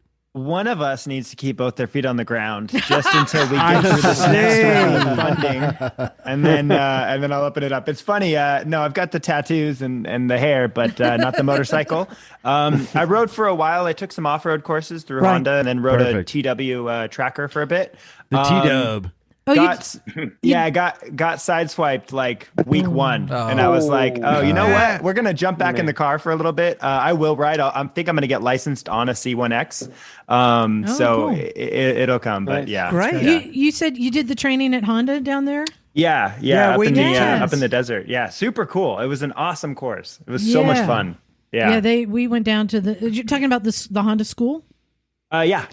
Well, they shut it down for us. and, that's cool. and Emma and I went and did. We were the private only lesson. two. We were the only two pupils. that was awesome. We felt. Yeah, it was a bit like whoa. Yeah, no, we thought we were going to be in a class with a bunch of kids. No, it was just us. They shut it down. I got to tell you, I wish it had been that way because the first time I got Yeah. on there, I had a bunch of kids shooting past me while I was right. stalling, trying to figure Oh, it out. that's going to happen the rest of your life. Yeah. Yeah, that's true. No, thanks for coming on, guys. It's been great. Yeah. You mentioned you'd like to come on again in a few months, and after you've done the rollout, perhaps. I'll tell you what, I would love to come on. We're definitely going to be releasing some more information here in the coming months on the C1X. And as we have more details, I'd love to come on and share them with everybody. Absolutely. We want battery size. We want We want a dirt. We price, want a dirt version. Dirt. and Yep. we want Okay, a dirt I like that version. look. Yeah. Uh-huh. Okay. Yeah, and I just want to say I'm really impressed with what you guys are doing. So much so that I just went and put down a deposit on a C1X. Oh my God. Yes. Yep. Oh my God. Nice, Bagel. Mission accomplished. Huge honor. Wow. And Bagel Yes, not thank only you is a so scooter much. guy, he's an electric guy. So Yeah. And Checking and all the boxes.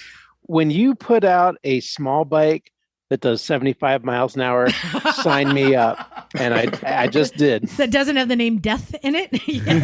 Yeah, right. Well, That's something awesome. I can buy. Yes. Well, congratulations, Bagel. Yeah, that's That right. is big. That's right. And are you guys going to any events? Are you at any events or shows that people can look for you at? We are. I don't have the list in Yeah. front of me. I think Aaron on the motorcycle side, stateside. I don't know. Yeah, it's been adjusted a couple times over. We were just at Sea Otter. We're doing a couple bike events. I think the next big one, at least on the e-bike side that I remember off the top of my head, potentially is going to be Electrify Expo in Europe. Expo. Mhm. Yeah, so the Electrify Expo is a 5-city tour here in the U.S. of e-bikes, electric motorcycles, and electric cars. So we will be at all of those events. So, Also, most of the F1 events, we normally have a pretty big presence. Anywhere there's a race, we're there. So we're doing the F1 circuit. So Cool. Great. yeah. So, I'm going to put you guys on the spot right now. Traditionally, me and Liza will do a Southern California trip kind of midsummer. Yes. Would you like a pair of visitors so we can have a look around your... Love it. Please Yes! Love it. I'd Yes. love to have you. Love it. That'd be amazing.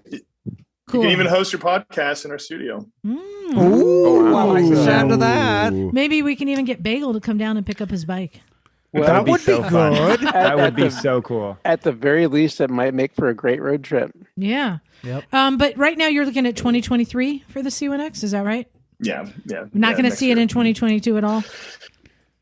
You might if you might come see- down. yeah, but- Yeah, I was you might gonna- see I some mean, things too, yeah. If you've got a prototype that we could actually lay our hands on, no, it's always nice to just see what's going on down there. I mean, we've toured the Honda facility, we've gone to various places. It seems that LA's got its own scene, and we really enjoy it down there. We always have a good time down in LA.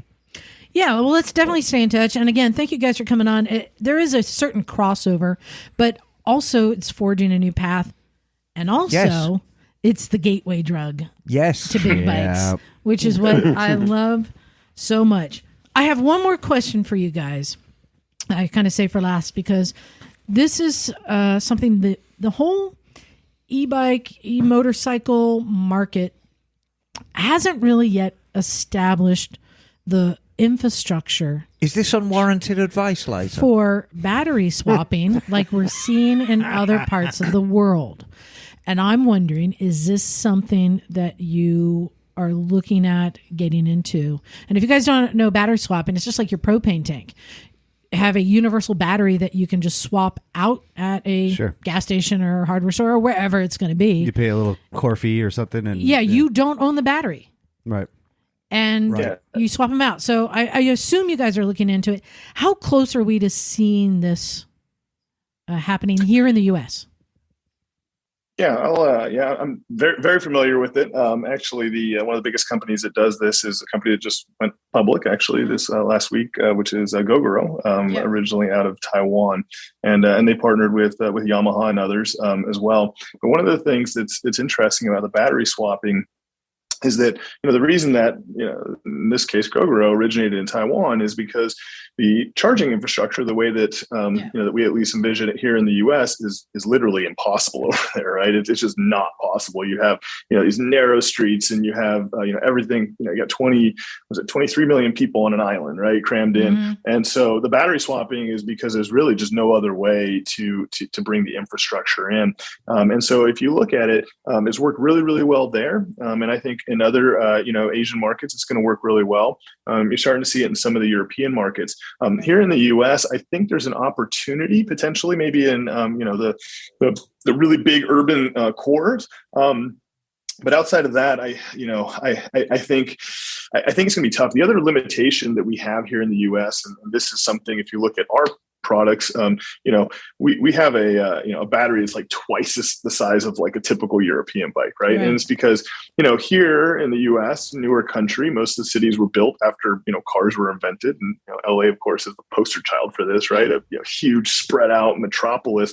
And so one of the issues with the battery swapping is that you also have to have a battery that is small and light enough to be able for a person to just take it out and swap it, and so that really limits the size. And so what we've seen is, Gogoro and others, they'll have scooters that can take up to 2 of these packs. But to give you an idea, and again, without giving too much away, the C1X, people have asked, well, why don't you do a swappable battery? Well, because, number one, it would, take, Arnold Schwarzenegger himself to be able to pull that thing out and to swap it, or we would have to have, a whole bunch of battery modules, which then, it creates all this complexity and cost. It's unnecessary. So I think the battery swapping is very interesting for sure. I just struggle to see that really taking off in the U.S., at least in the near term, because again, some of the limitations that I mentioned before. Fair enough. Thank you. You addressed it, and it's something that everyone's looking at, but we've seen that in our town, and it's not just battery swapping, it's bike swapping. You just leave the bike and just take a new one. Yeah. Well, actually, I've seen many Super 73s like that. I see the homeless people riding them around. I think they did a bike swap from somebody's backyard. It is very different popular. kind of bike swap. Yeah. One's riding a BSA right now. I know.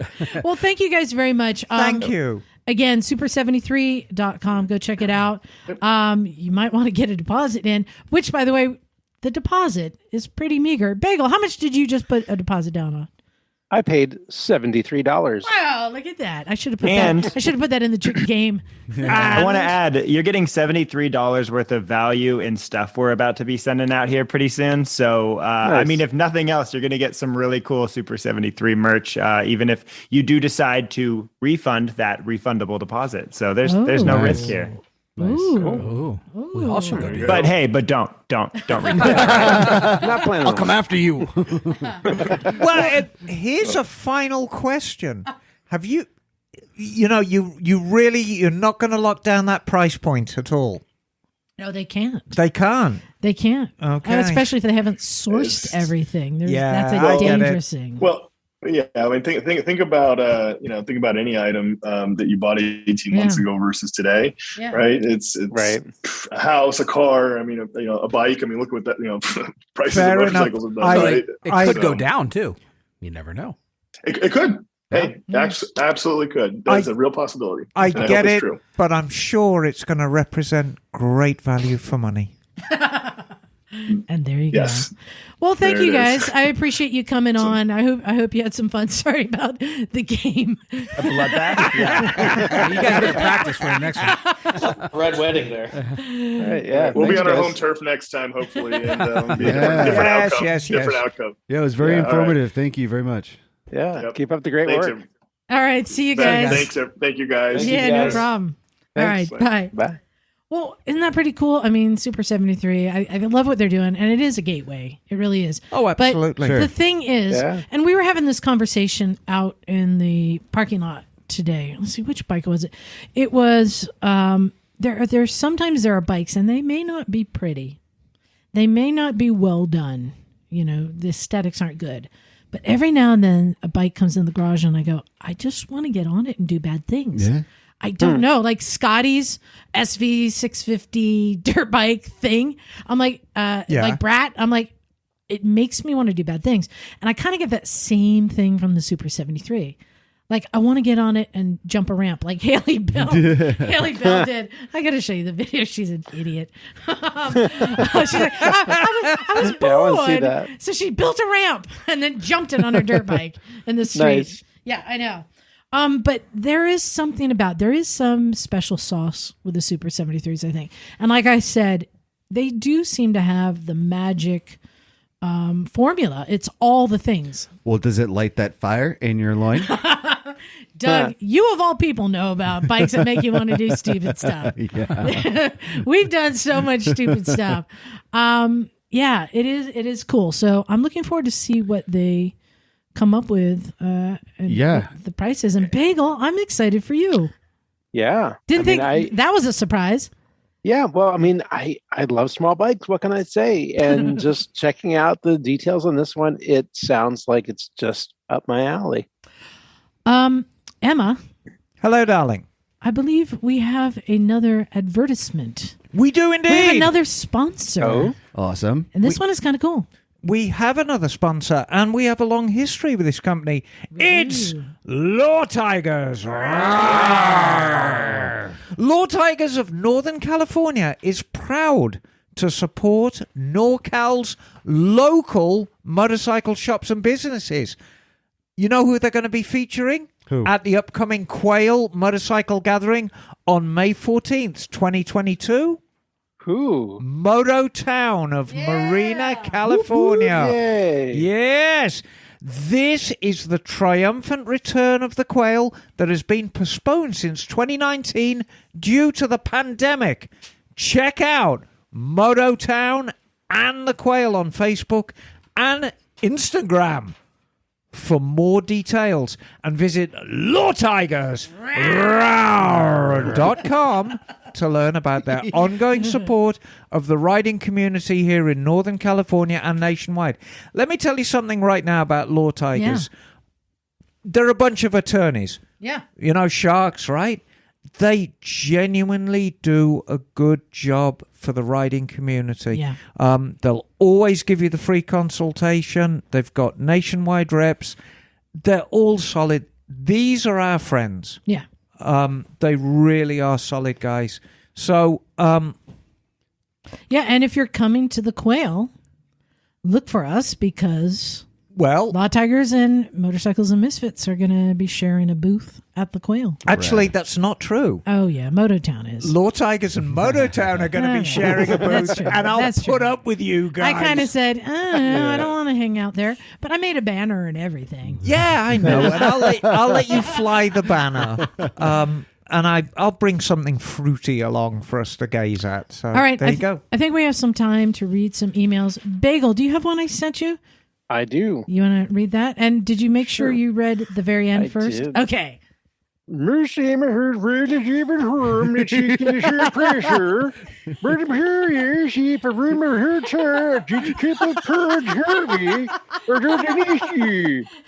I'm a bigger theater in my schools for pretty for the rear. En inglés. But it says, and if you want to do an accent, let's go with the Swedish Chef from the Muppets. I'm just going along with what our listeners are suggesting. You're just doing what you're told, aren't you? All right. Cool. What does it say? What a wanker. All right, because not everyone speaks Swedish Chef. Dave Osterday sent a message. He says, Miss Emma has Hello, really darling. driven home checking tire pressure. But I'm curious, if I run my rear tire just a couple pounds heavy, is that an issue? I'm a bigger fella, and my Scout calls for 36 front, 40 rear. This could be totally in my head, but I feel like I get more lean on left-hand turns at about 42 in the rear. I don't catch the side stand or my boot heel on a tight turn. Thanks. And I think Douglas, the tire Doug, guy, wants to yeah, jump I was in going to on say this one. Doug's keen that's to right. jump We into have a this. tire guy here. Absolutely. What's it? Add a few pounds. Are you talking cold inflation, hot inflation? Cold inflation would be in the morning before you go riding. Yeah, assuming this is the cold pressure. Cold pressure. Sure. Add a few pounds. Just don't exceed what's marked on the side of the tire is the max inflation.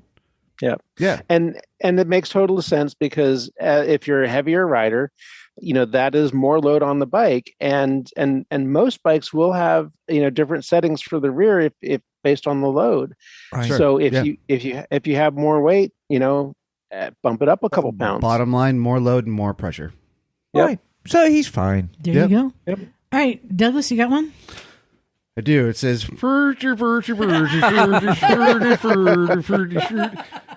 That's good. Oh, it's so funny, Bagel. This is from Eric. Hey, Misfits, long-time listener, first-time caller. I met those of you who were at the AMA Vintage Days last year. I know you remember me. I was the middle-aged guy on a small displacement 1970s dirt bike. I remember that guy. yeah. There was only one. That's all there was. I'm from the far northern end of West Virginia where the accents are Pittsburgh. Don't bother trying. Oh yeah. I've heard Yinzin attempt the accent before, and it was mortifying. My current garage has a 70s era CB450 cafe racer, very nice. First bike I built, a 1976 Suzuki TC100 Blazer, a 2009 Versus, my daily TTR 125. Okay. Awesome. Stupid stuff bike. A Chinese GY6 150cc scooter, and now I've acquired a 2008 Piaggio Fly 150, the bike I'm writing to you about. He And goes see, on. and that is a perfect blend of bikes, and I love it when you got Right. a little bit of everything and a scooter. This- It's everything. Yeah. This is the crux. right. Bike salad. I picked it up non-running for a song and immediately drained a gallon of bad gas from the fuel cell, as well as pulled the carb, disassembled, and ultrasonicked in the Yamalube carb dip solution for several hours. The carb and all the bits and bobs are like new. I've checked the entire vacuum system using the quote-unquote "it's idling" spray carb cleaner on every joint and tube, end quote, method, replaced the bad part of the line, and now no leaks. Fuel line is clean as well. New air filter installed. 966 miles on the bike. Evap system deleted. Here's the issue. It idles rough. Hesitates on lower RPM. Once it gets going, it runs great, but taking off from a stoplight ain't what it should be. When it idles rough, you can hear a tiny bit of belt slap from inside the CVT case, but none in flight. This is the first scooter I've messed with. What am I missing? Help! Thanks for Is this a vacuum leak? thanks for weekly laps and quality info, Eric. Thanks for writing in, Eric. Yeah. I'm gonna let the scooter guy take this one. Or Emma, both of you. Well, What's your best guess, Bagel? my Emma thinks she knows. My instinct is sending me to the fuel tap as a possible source of trouble. But Emma, what do you think? You need to raise the needle. All you need to do is raise the needle. Yeah. Take the top off the carburetor, pull the diaphragm out, remove the needle from the slide, put 2 tiny washers underneath the needle, put it back in, assemble it carefully. All your problems will be solved. I promise you. Like a 4mm stainless washer from the hardware store. Exactly. Just don't overthink the washers. The trick with the washers, when you take the needle out of the slide, you see it's like a top hat. You know, there's a flange. And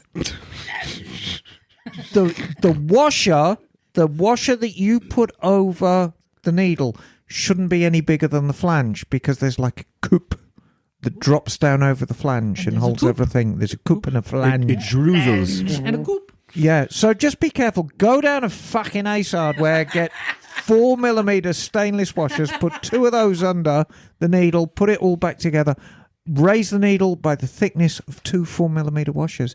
It'll run like a chump. Trust me. There you go. And it's not entirely the bike's fault. I mean, they lean these things out so much for the American market, not just for the California market. Yeah. And they're kind of on the brink of running like shit anyway. Every bike on the road that has got a CV carburetor could almost certainly benefit from fattening up in the mid-range. Moss gas. And the gas itself is constantly changing. So that will do it, my dear. Trust me, it will cost you probably 23 cents. If that. About there. What do Ace Hardware charge for a stainless steel washer? I think you're 4mm. 4mm. They might. Yeah, you're 10 cents. Yeah. No. Everything went up. Everything went up. Cheaper than kissing a ginger in anyway. Yes. So less than that, you'll get change out of a quarter. All right. Well, good. There you are. All right. I have one here. And this is from Alex in Minnesota. Hi, Alex. Alex Oh, yeah, says, you Is it betcha. Alexander or Alexandria? Alex. He says, hello, Misfits. No, it could be she.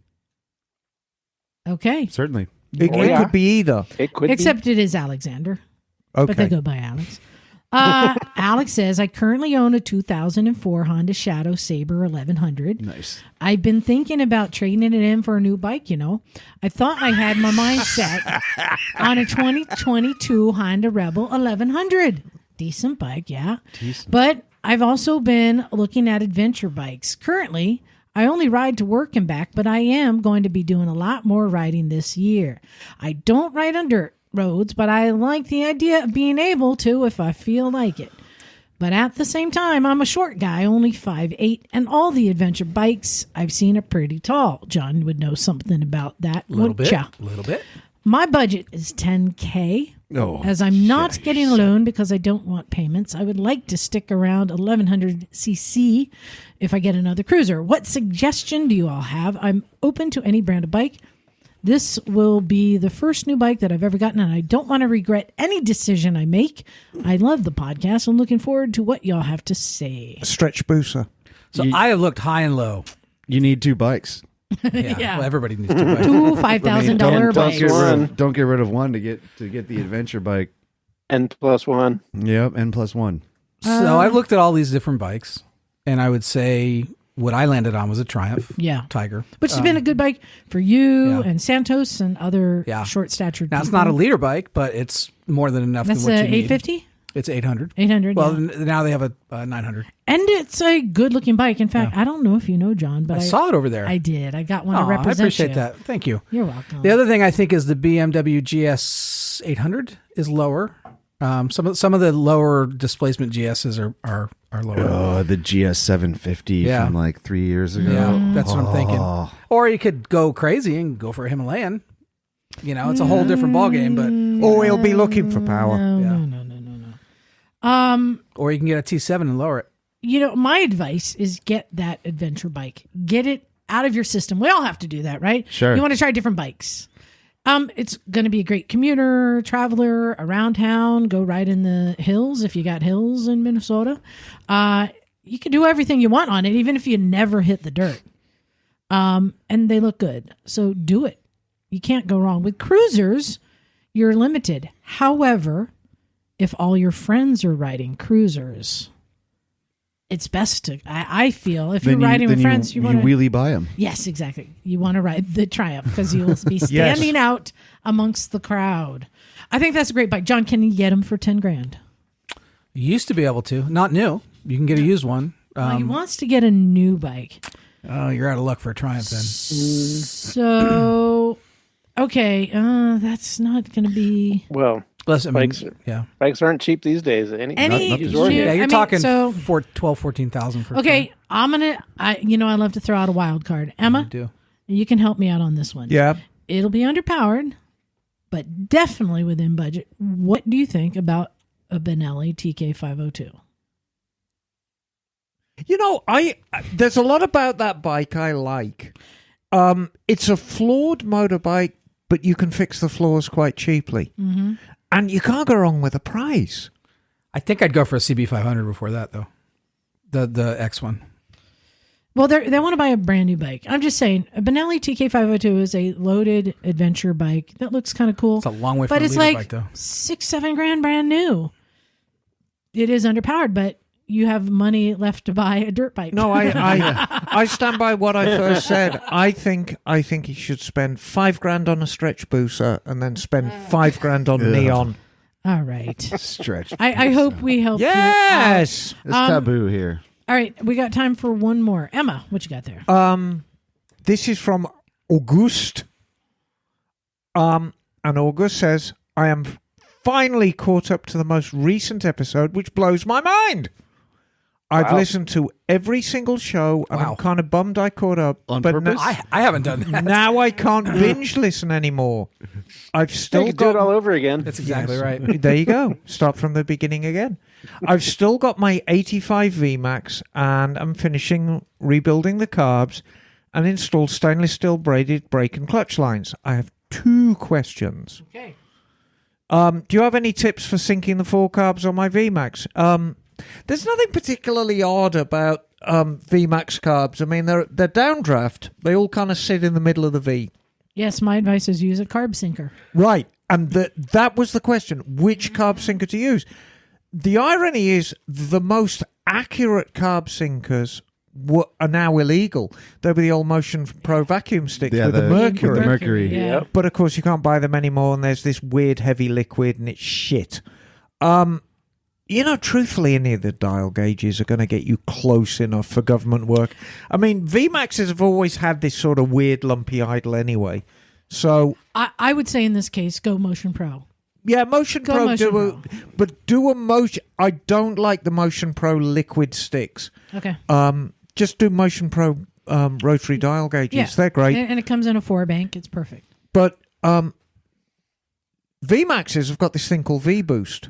Ooh. And it's a peculiarity of V4s that the way the firing order is, if you put this motorized baffle in the intake, and it's after the carburetor, so you've got the air filter, then the carburetors, then the intake, and that's where the V-Boost lives.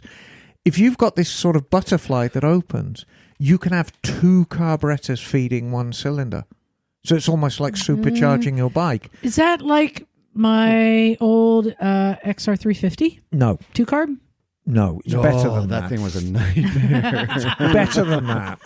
But it only happens at high. So a lot of people, it's got V-Boost, I can't sync the carbs. Yeah, you can, because V-Boost only comes in at the upper revs. Mm-hmm. And, it's a simple butterfly valve. It's easy. So there's nothing special. Just get a nice set of dial gauges and tra-la-la. You know what? VMAX is one of the bikes I have yet to actually ever ride. They're brilliant. It's on your list, isn't it? It's been on my list for 30 I remember years. that from like 10 years ago. I have VMAX. I have never ridden a VMAX I didn't enjoy. Yeah. And I've ridden a lot of them. And the 85, that's the very, very first year. There's actually 3 flavors of VMAXs. People think there are only 2 flavors of VMAXs. There's 3. There's the very early 85s, and they've got a very spindly front wheel, which proved not strong enough for the bike. And they're the ones to have, because they're the prettiest of the lot. And then the sort of the real Gen 1 VMAX, which had the stronger front wheel, which lasted all the way up to the early, like 2009 or something. Then First one to find a VMAX in here wins. Then the Gen 2s came in. There, found it right behind you. Silver, third bike in. Yeah, you're right. Yes, You're right. I win. That is a good one. Yeah, Get the win. You put it there. There's 2 or 3 in here. Everyone had a chance. Yeah, that's the Gen 1, but with the strong from wheel. Oh, they're great bikes. And God, they accelerate like hell. So anyway, here we go. And this one is for Emma, exclamation Yes. point. I'm graduating school this May with a degree in automotive repair, etc. Currently work for Ford and have a lot of certifications done. I've discovered through wrenching on my bikes that I'd so much rather work on bikes for a living. No shit, Sherlock. But I have a problem. I live in Massachusetts, so the climate doesn't exactly support year-round riding. Would I still be able to find enough work as a flat rate tech during winter? And do you think my knowledge and experience as an automotive technician will allow me to find a competitive wage, or will I have to start at the beginning of the ladder again?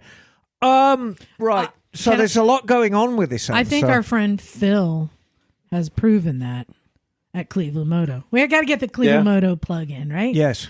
Yeah, you get a lot of the business in the spring, but I think he's got busy. bikes coming in year round because a lot of people want to do the big projects during the winter. Back home, because England doesn't have a great climate, you know. Mm-hmm. If you work for a decent dealership, they will have you building bikes out of a crate in the wintertime. And if you've got a big enough showroom, that will keep you quite well occupied. Flat rate for usually building a bike out of crates, like an hour and a half. And you do a couple of those a day and it'll tick over. Plus, there are big projects going on. Plus, if you work in a colder climate, you need to figure out how to work on snowmobiles. Oh, yeah. Which is great business and tra-la-la. Yep. So there is plenty of business there. As for experience, again, it depends on the dealership. You're not going to get the lead technician's job. You could have worked at a car dealership for 20 years and they're not going to give you the lead tech's job. Your experience as a car mechanic will help show that you have the mindset to work in a dealership. And that's kind of it. In terms of experience, you're going to have to start at the bottom, dear. Yeah. But you have an advantage over just Joe Schmo who works in the door, because you can say, hey, I've worked in a dealership environment for X amount of years. And yes, I know it was a Ford environment. Ford don't make motorbikes, but I know how flat rate works and I know how a workshop environment works. You'd be surprised how many people leave the Motorcycle Mechanics Institute with not a fucking clue what a workshop environment or even flat rate means. Interesting. You know, they don't teach them that. How you've got to hustle to make money, but work safely. You know, you've got to learn that. And that's hands-on. And you can learn that mindset at a car dealership because they're on flat rate too. So all dealerships, motorcycle and car, are all flat rate? Decent ones are. Wow. Okay. Yes, Bagel. Yeah, and also he's saying that there's the riding season's short up there and there may not be a lot of work, but even north of Massachusetts is New Hampshire, and that's a huge motorcycling state. Oh yes. So so there's plenty of opportunities to work on bikes. So I don't think there's any problem with that. I must remind you, I rode year round in Boston. Yeah, but no, you're kind of a nut though. I know. So hopefully we helped you out. So get experience on the job with someone else. Plenty of opportunities. We have a couple of quick announcements. Oh no, his name was it's Gus, not Auguste. Okay, it's Gus from Massachusetts. And P.S. I don't have a Boston accent. From Boston. So we have a couple of quick announcements. Emma, do you want to make yours? Yes. This is kind of exciting news. So last week I did kind of a hard sell on Kat and Emma's Alpine Adventure. And it clearly worked because it's now sold out. Sold so out. you could be a millionaire multi times over. No amount of money will get you on Kat and Emma's Alpine Adventure. There are no more spaces available. But you can go to Pakistan. But one you week. with me or John, we will take your sloppy seconds. We will. God. Just don't tell my wife. I was making the hard sell today in the You parking were. lot. I You were was. So congratulations on selling it out. That's No, going to be a thank wonderful you. tour. It's going to be a wonderful tour. We're going to have a lot of fun. It's going to be just an amazing adventure.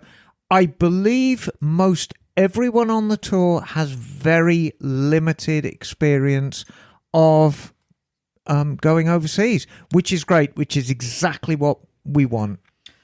And I have an announcement. Do you really? I do. Yeah. T-shirts are still for sale. Yeah. You go to motorcyclesandmisfits.com. Go to shop. But here's what's interesting. I put some of our older designs up for $10. Somebody bought me out today. Oh, wow. Well, really? Yeah. I got a bunch of shirts I got to go ship. So, That's cool. yeah, I think I got to double check. I think those are gone. If they're not on the site, they're not available. But the new shirts that many of the Misfits were sporting today out at the garage, Yes. looking good, Including me right now. including Bagel right now, are available. Motorcyclesandmisfits.com. So is that from that placard? Yes, new colors. Nice. Yes. Yes, black nylon and red beard, my favourite colour scheme. That's And- paraphrasing Richard Thompson. And don't forget Wow, to that was a deep dig. don't forget to look for us at upcoming events, including the one show. We got the one coming Oh, out. it's going to be a golden shower of piss poor behaviour from the Misfits at the one show. Was that Richard As Thompson, too? always. No, I think so. No, it's going to R. be great. Kelly, There's going to man. be It's R. Kelly. God Almighty. God. There's going to good. be On that note. plenty of Misfits up there. There's going to be plenty of Misfit bikes up there. There's going to be plenty of Misfit artwork up there. It's going to be brilliant. Come up and say hello. Oi! Kisses on ya. You have to go up to John Oh, yeah. that's Yes. and say, I'd like to meet little Miss Stumpy. And you'll get a sticker or something special. Hey, and a big thanks once again to the guys at Super 73. I was told we'd get one of them. Then I was told that we'd was get really two, cool. and then we got all We three. got three. Yep. That was three really cool of founders. them to No, join us tonight. Yeah. Legrand was very well groomed, wasn't he? The fact that they quite went handsome. All of them were. that they went from 5 guys to 200 employees. Yeah, I mean, right? they're That's huge. I have so many more questions. yeah, I know, right? Yeah. Well, yeah, let's talk about going down there. I think we're ready to get out of here. Thanks everyone, especially our Patreon Yay, Patreon. subscribers Who were You brilliant guys and all that. are awesome. Aye. Yeah, I bought some more tools. I replaced some missing things. Got a new impact driver, Oh, electric nice. one, and some sockets and stuff Yeah, like I that. got to use that today. You haven't lived unless you've seen Liza's tool. We've all seen it once or Stop, twice. Stop. All right. And don't forget, Patreon subscribers, if you see us out at an event, wear your T-shirt. We want to see you there. In it. You got because you got to represent, right? Yeah. Yes. Okay. Thanks, everybody. This is Liza. Stumpy John. Emma, darling. Douglas.